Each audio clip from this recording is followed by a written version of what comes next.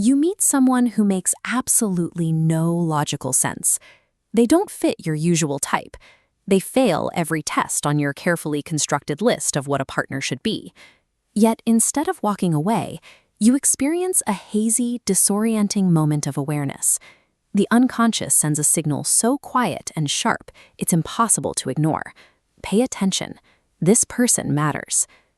We are conditioned to treat relationships like a math problem. Society tells us that finding a partner is a calculated choice, a matter of matching up resumes, checking boxes for compatibility, and sharing similar weekends. We try to logic our way into intimacy. The pioneering psychiatrist Carl Jung saw things differently. He argued that these seemingly random, intense encounters defy logic because they are entirely disconnected from it. Instead, they are urgent, deliberate messages sent from the deepest parts of the psyche, guiding you toward a connection your soul actually needs. To understand why, we have to look at what Jung called projection. When we first fall for someone, we rarely see the actual human being standing in front of us. We all carry a hidden world of unhealed wounds and suppressed desires. When a stranger vaguely fits the shape of those hidden traits, your mind projects an image onto them. You fall in love with a reflection of your own internal world. If you grew up in an unpredictable environment and constantly feel unsafe, you might project the archetype of the flawless savior onto a partner who simply shows a bit of confidence. If you have spent your life repressing your own spontaneity, you will project the role of the wild, freeing rebel onto someone who is just a bit chaotic. This honeymoon phase feels magical because it is an illusion. The hard truth is that real love only begins when the projector breaks. The magic fades, the halo disappears, and you are suddenly staring at an ordinary, flawed human being with insecurities and annoying habits. Most people panic here and run away, assuming the love is gone. But surviving the painful death of that initial illusion is the only reliable way to find out if you are caught in a toxic attachment or if you have stumbled into a genuine encounter of the soul. Once the social masks and projections are stripped away, what remains is a sense of returning home. It bypasses the analytical brain entirely, a sudden, deep recognition that feels less like a discovery and more like a memory from a forgotten dream. Jung explained this recognition through the concepts of the anima and animus. He believed every person carries suppressed, unconscious traits of the opposite energy. A highly logical man harbors a hidden, intuitive feminine side, his anima. A deeply fluid woman carries a hidden, structured masculine side, her animus. This animation demonstrates this dynamic. A soul partner acts as the missing piece of your psyche, embodying the exact energy you denied. The rigid, structured shape finds its complement in the fluid, organic one. When locked together, friction disappears, producing a profound sensation of belonging. The environment around you often reflects this internal lock. Jung coined the term synchronicity to describe meaningful coincidences that defy cause and effect. You run into each other at an unlikely cafe right after deciding you need a change. Their name appears everywhere. The timing is impossibly perfect. These synchronicities are the universe bending to mirror your internal reality. They signal this collision is a deliberate alignment orchestrated by the deeper mind. In a genuine connection, the persona, that social mask of perfection we wear for everyone else, begins to crumble. The safety of being seen makes the effort of maintaining a facade feel increasingly impossible. You find yourself in a state of terrifying safety. You realize you can be entirely unedited around this person.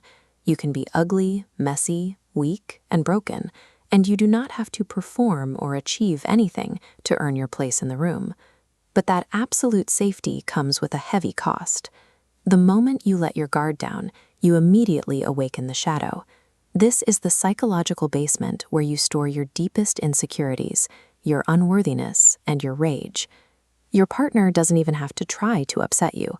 By existing in their unedited authenticity, they cast a glaring light on your darkest corners. They will unintentionally push every button you have and expose the psychological wounds you convinced yourself were fully healed.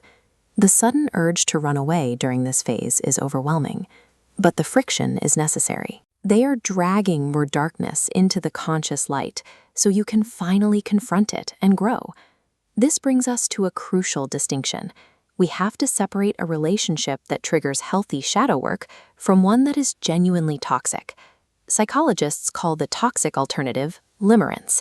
It looks like this frantic, unstable light. Limerence is an addiction fueled by early abandonment wounds.